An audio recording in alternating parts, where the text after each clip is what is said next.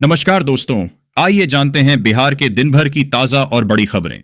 वही आपने अभी तक वीडियो को लाइक और चैनल को सब्सक्राइब नहीं किया, फटाफट से कर लीजिए। निशांत की एंट्री, मोदी राहुल के दौरे। अप्रैल में बिहार में मचेगा राजनीतिक घमासान। बिहार में इस साल होने वाले विधानसभा चुनाव को लेकर राजनीतिक दलों की तैयारी ने गर्मी के मौसम में चुनावी पारे को और बढ़ा दिया है। हर दल अपनी तरफ से पूरी कोशिश और तैयारी में लगे हुए हैं। अप्रैल माह में बिहार में ऐसी ऐसी राजनीतिक गतिविधियां होने वाली हैं जिस पर पूरी देश की नजरें टिकी रहेंगी। वक्फ संशोधन बिल लोकसभा में आज होगा पेश। विरोध की तैयारी में विपक्ष। जानिए क्या क्या होंगी चुनौतियां। सभी दलों से व्यापक विमर्श के बाद वक्फ संशोधन विधेयक बुधवार को लोकसभा में पेश किया जाएगा। लगभग तय माना जा रहा है कि यह बुधवार को ही पारित हो जाएगा। इस दौरान भारी हंगामा होने के आसार हैं क्योंकि विपक्ष के कई दल इसके पक्ष में नहीं हैं। जेपी से पहले नरेंद्र थे लालू के गुरु, क्लर्क की नौकरी। राबड़ी राजनीति और रोचक किस्सा, हम सब में से वह अकेला था जो परिवार के नाम राय का उपयोग नहीं करता था। वह हमेशा लालू राय के स्थान पर लालू यादव लिखता था। यह सब उसके स्कूल के शुरुआती दिनों की बात है।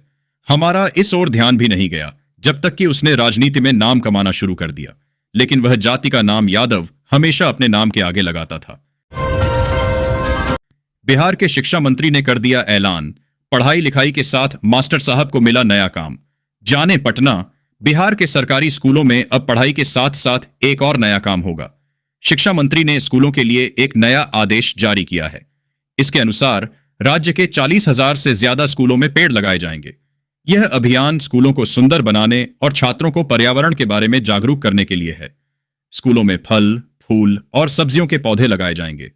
साथ ही बरगद, पीपल, कटहल, आम और अमरूद जैसे पेड़ भी लगाए जाएंगे। 100 साल पुरानी शिवलिंग की चोरी, मंदिर की दूसरी मूर्तियों को किया क्षतिग्रस्त। बिहार में कांड। बिहार के नालंदा जिले के रहुई थाना क्षेत्र के कथौली गांव में स्थित प्राचीन शिवालय में चोरी की एक बड़ी घटना सामने आई है। इस मंदिर की ऐतिहासिक और धार्मिक मान्यता है। चोरों ने मंदिर से करीब 100 साल पुरानी शिवलिंग और नंदी महाराज की मूर्ति को चुरा लिया है। इस घटना से ग्रामीणों में आक्रोश है। ग्रामीणों का कहना है कि इस मंदिर में रखी मूर्तियां अत्यंत प्राचीन और कीमती थीं। ग्रामीणों के अनुसार चोरों ने मंदिर के अन्य मूर्तियों को भी क्षतिग्रस्त करने की कोशिश है। लालू यादव से मिले नीतीश के करीबी। बिहार में राजनीतिक हलचल तेज। जेडीयू के एमएलसी गुलाम गौस अचानक राबड़ी देवी के घर पहुंचे और लालू यादव से मुलाकात की। गुलाम गौस ने कहा, ईद पर शिष्टाचार भेंट थी। ईद आपसी सद्भाव और भाईचारा का संदेश देता है। बता दें कि गुलाम गौस मुख्यमंत्री नीतीश कुमार के बेहद करीबी माने जाते हैं। इस मुलाकात के बाद बिहार में राजनीतिक हलचल तेज हो गई है। बिहार में आग उगलेगा आसमान। इन 5 जिलों में पड़ी रहेगी भयंकर गर्मी। लू चलने से बढ़ेंगी मुश्किलें। बिहार मौसम सेवा केंद्र ने ताजा अपडेट में बताया कि अगले कुछ दिनों तक प्रदेश में पछुआ चलने के कारण मौसम शुष्क बना रहेगा। अगले 48 घंटे के दौरान बिहार में मेन गर्मी की तपिश और बढ़ेगी। इस दौरान बिहार के अधिकतर भागों के अधिकतम और न्यूनतम तापमान में 2 से 4 डिग्री की वृद्धि का पूर्वानुमान है। इस दौरान लू वाली हवा भी चलेगी। ऐसे मौसम में लोगों को सावधान रहने की जरूरत है। बिहार मौसम सेवा केंद्र ने अगले 48 घंटे के दौरान बिहार के 5 जिलों में भयंकर गर्मी पड़ने का अनुमान जताया है। सरकार ने दी हरी झंडी। बिहार की आईपीएस और दरभंगा ग्रामीण की एएसपी रही काम्या मिश्रा का इस्तीफा, आईपीएस काम्या मिश्रा रेजिग्नेशन, स्वीकार कर लिया गया है। काम्या मिश्रा ने बीते वर्ष अगस्त महीने में निजी कारणों का हवाला देते हुए अपना इस्तीफा राज्य सरकार को सौंपा था। अब जिसे केंद्र सरकार की हरी झंडी मिल गई है। अचानक जेडीयू दफ्तर पहुंचे सीएम नीतीश। 15 मिनट तक क्या हुआ? बिहार में फिर तेज हुई सियासी हलचल। मुख्यमंत्री नीतीश कुमार मंगलवार की शाम अचानक जदयू प्रदेश कार्यालय पहुंच गए। उनके साथ ग्रामीण कार्य मंत्री अशोक चौधरी भी थे। लगभग 15 मिनट तक मुख्यमंत्री प्रदेश कार्यालय में रहे। लौटने के क्रम में वहां मौजूद पार्टी की महिला कार्यकर्ताओं ने उन्हें रोका और गाने लगी। केहू केतनो हुई, बाकी नीतीश न हुई। जैसन राज्य चलाए कि दूसरे के प्रवेश न हुई। महिला कार्यकर्ताओं के इस गीत पर प्रदेश कार्यालय में जिंदाबाद के नारे भी लगे।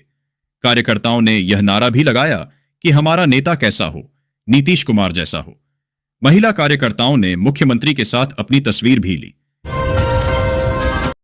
नीतीश सरकार करेगी 37,000 पदों पर भर्ती। बीपीएससी और बीटीएसएससी जल्द जारी करेगा नोटिफिकेशन।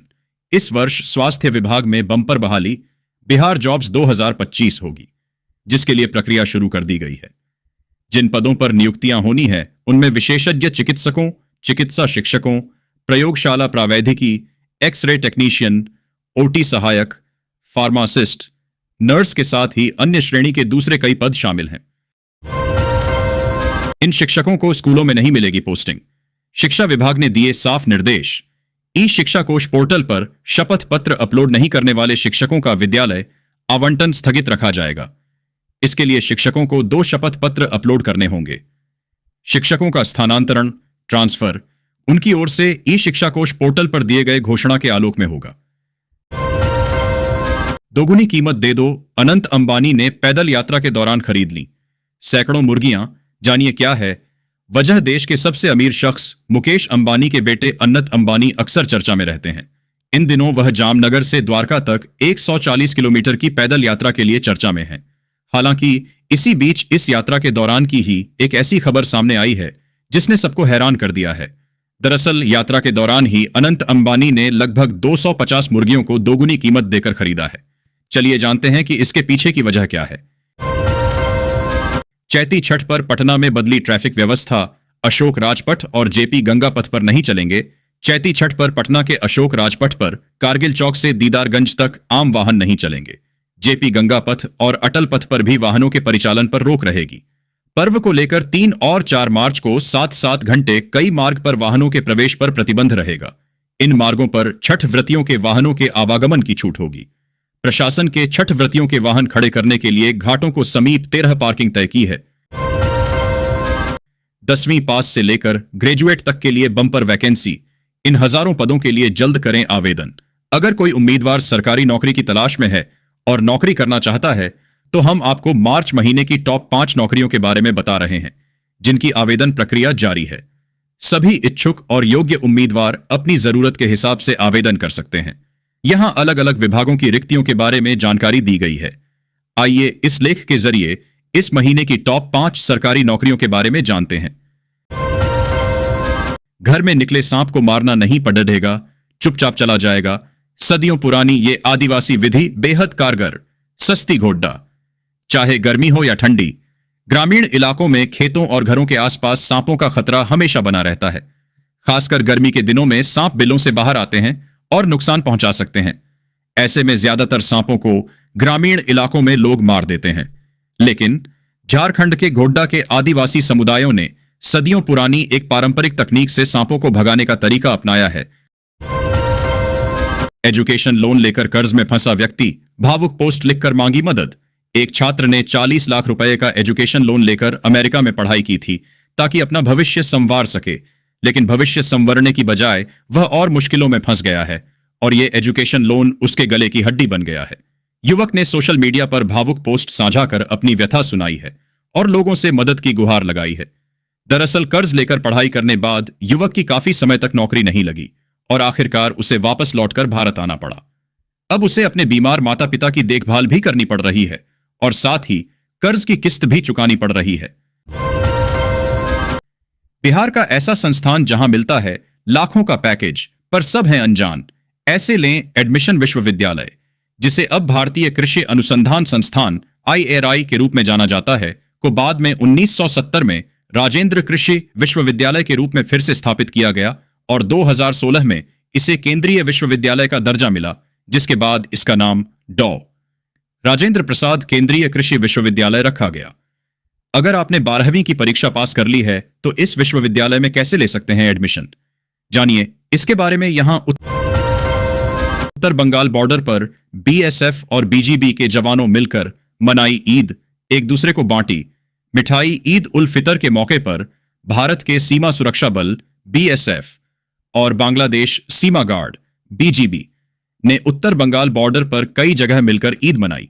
इस दौरान BSF और BGB ने एक दूसरे को मिठाइयां बांटी और ईद की मुबारकबाद दी। इस सद्भावनापूर्ण कदम ने दोनों बलों के बीच सौहार्द की लंबी परंपरा को मजबूत किया है। इस कार्यक्रम में दोनों ओर से वरिष्ठ अधिकारियों और कर्मियों ने भाग लिया, जो आपसी सम्मान और मैत्रीपूर्ण संबंधों का प्रतीक है। इस कार्यक्रम में सीमा पर शांति, सद्भाव और सहयोग बनाए रखने के लिए दोनों देशों ने अपनी प्रतिबद्धता पर जोर दिया। फाइनल स्टेज में पहुंची भारत अमेरिका के बीच ट्रेड डील की शर्तें पीएमओ भी एक्टिव 2 अप्रैल को। अमेरिका के रेसिप्रोकल टैरिफ लागू होने से एक दिन पहले भारत ने भी अमेरिका के साथ ट्रेड डील की शर्तों को अंतिम रूप दिया है। भारत ने प्रधानमंत्री कार्यालय पीएमओ के हस्तक्षेप के बाद अमेरिका के साथ द्विपक्षीय व्यापार समझौते के लिए शर्तों पर सहमति व्यक्त की है। सर्राफा बाजार में सोने की कीमतों में तगद्दा उछाल, जानिए 22 और 24 कैरेट सोने के ताजा भाव। सोने के भाव में जबरदस्त उछाल देखने को मिल रहा है। अब तक साल 2025 में सोना 16% का रिटर्न दे चुका है और एक वित्त वर्ष में सोना 31% का रिटर्न दे चुका है। त्योहारों और शादियों का सीजन न होने के बाद भी सोने की कीमतों, गोल्ड प्राइस टुडे में जिस तरह से बढ़ोतरी देखने को मिल रही है, ऐसे में एक्सपर्ट्स का कहना है कि आने वाले दिनों में सोने में और भी तगड़ी वृद्धि होगी। इन दिनों में अगर आप सोने की खरीदारी करने की सोच रहे हैं तो मार्केट जाने से पहले आज के ताजा भाव जरूर चेक कर लें। आज नवरात्रि के तीसरे दिन पर भी सराफा बाजार में सोने की कीमत, price of gold in Boolean market में तेजी आई है।